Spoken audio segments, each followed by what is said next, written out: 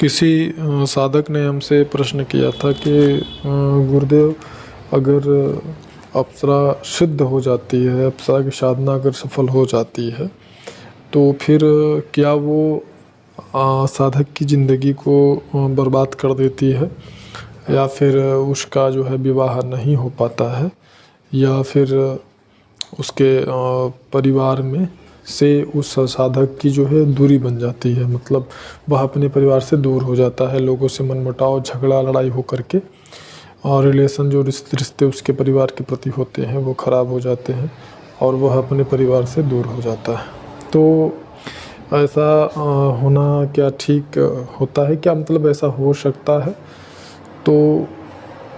और यदि मान लीजिए कि अप्सरा सिद्ध हो जाती है और फिर हम चाहें कि वो जो है कि सिद्धि जो है वो मतलब विसर्जित हो जाए, वो ख़त्म हो जाए, तो फिर क्या करना चाहिए? तो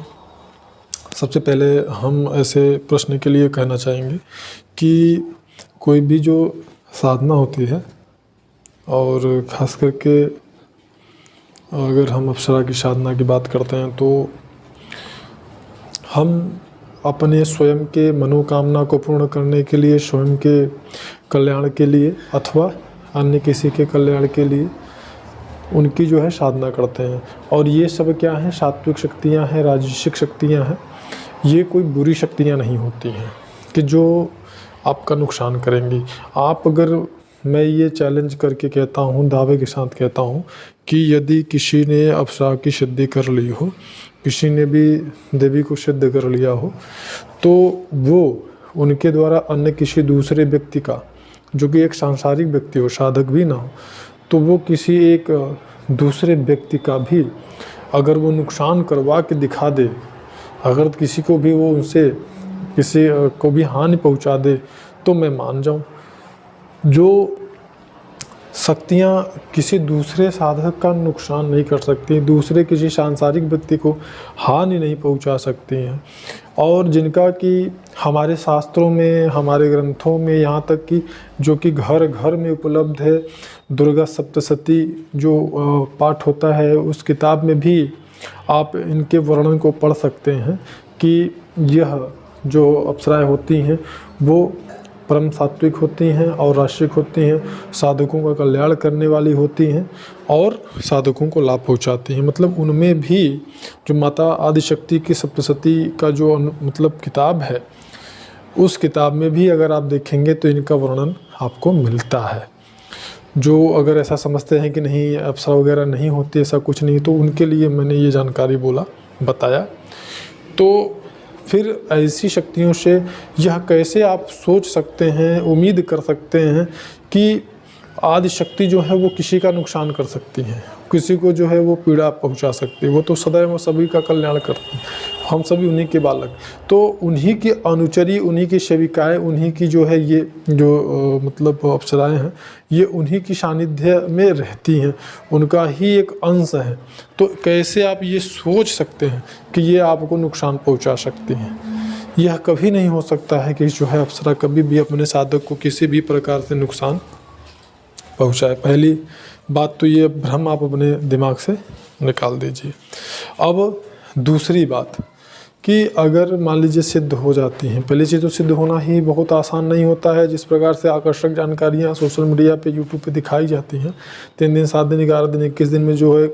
116 अप्सराएँ सिद्ध कर दी जा रही हैं, करवा दी जा रही हैं, तो ये सब जो है ख्वाबी पुलाव नहीं हो सकता है और ये सत्य नहीं। तो सबसे पहले तो सिद्ध होनी भी बहुत बड़ी बात है, लेकिन यदि ऐसा प्रश्न है तो फिर भी मैं यहाँ पर इस प्रश्न का जवाब ज़रूर दूंगा कि किसी भी अप्सरा की सिद्धि नहीं, किसी भी शक्ति की यदि आप सिद्धि कर लेते हैं जो कि उच्च कोटि की सिद्धि नहीं है, तो जो सामान्यतः सिद्धि, जैसे मतलब योगिनियाँ हैं या फिर अप्सराएँ हैं या अन्य जो शक्तियाँ हैं, छोटी शक्तियाँ हैं, किन्नर हैं, गांधर्व हैं, तो ऐसी शक्तियाँ अगर आप सिद्ध करते हैं और करने के बाद आप चाहते हैं कि नहीं, अब मैं जो है सिद्धि को अपने पास नहीं रखना चाहता हूँ, तो मैं जो है अब इसे चाहता हूँ कि हमसे दूर हो जाए, ख़त्म हो जाए, तो ऐसी स्थिति में सबसे पहला जो जन कल्याणकारक जो मार्ग है, जो रास्ता है, जो ऑप्शन है, जो विकल्प है वो ये है कि आप इनको किसी दूसरे व्यक्ति को ट्रांसफ़र में प्रदान कर दें पूर्ण रूप से। उसमें विशेष विधि उसकी होती है, विशेष तरीका होता है जो गुरु या मार्गदर्शक आपको बताएगा। तो वो आप उनको जब उस विधि और तरीके से उन्हें जो है संपूर्ण रूपेण प्रदान कर देते हैं तो वो आपके पास से चली जाती है। और दूसरा एक विशेष विधि होता है जो अति गोपनीय है, उसका उल्लेख हम यहाँ पर नहीं कर सकते हैं। तो उस विधि के द्वारा भी आप जो है इनकी सिद्धि का जो है विसर्जन, इनकी सिद्धि का जो है वो कर सकते हैं। तो जिस प्रकार से मान लीजिए किसी ने गलती से कभी डाकनी को सिद्ध कर लिया, चुड़ैल सिद्ध कर लिया, प्रेत सिद्ध कर लिया, ब्रह्म राक्षस सिद्ध कर लिया, तो जिस प्रकार से इनकी सिद्धियों को नष्ट किया जाता है, जिस प्रकार से इनके सिद्धियों का विसर्जन किया जाता है, जिस प्रकार से इन लोगों के सिद्धियों को ख़त्म किया जाता है, चूँकि साधक बहुत जिज्ञासा में आकर्षक लोभ लालच में जो है कर देते हैं, बाद में बड़ा पछताना पड़ता है, तो उनको भी उनकी सिद्धियों को नष्ट कराया जाता है। वो गोपनीय विधि है, उस विधि से भी आप इनकी सिद्धि को ख़त्म कर सकते हैं। इस वीडियो में इतना ही।